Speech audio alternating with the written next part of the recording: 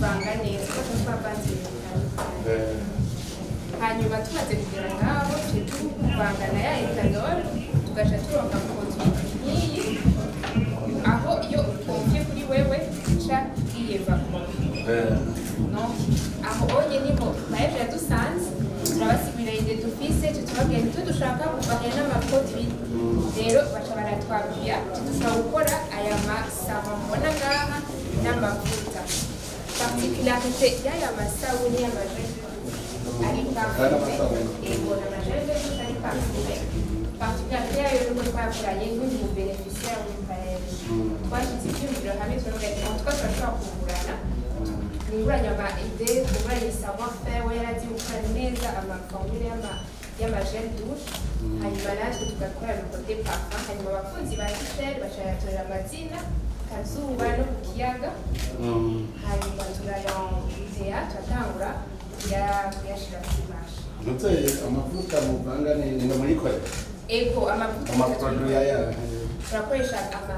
beurre turakoresha huile de coco d'avocat d'amandus donc tukaca tuyavanga akamoto mugakora he akamoto par contre tukoresha ama huiles essentielles atandukanye rero dukora ino huile essentielle ya orange hariho n'andi dukura hanze nimuze kwikorera ama huile essentielle mwebwe oya ntituyeextrait twebwe nyene ariko turifuza gushika ngaho mwashika rero aho ari mwebwe huile essentielle mwikorera aho umuntu akavuga ati shaka akamoto k'umukaratusi shaka akamoto k'igicayicayi ka orange urumva ni mwebwe mwaho ibyo rero mwe mwiyumvira imbona kazoza yanyu niyi objectif yacu ni uko dutangura amafaranga tugira imirima nk'iyama tuberose cyane ayama imisede kubera iramota cyane twebwe turikorera twebwe nyene amahuile essentielle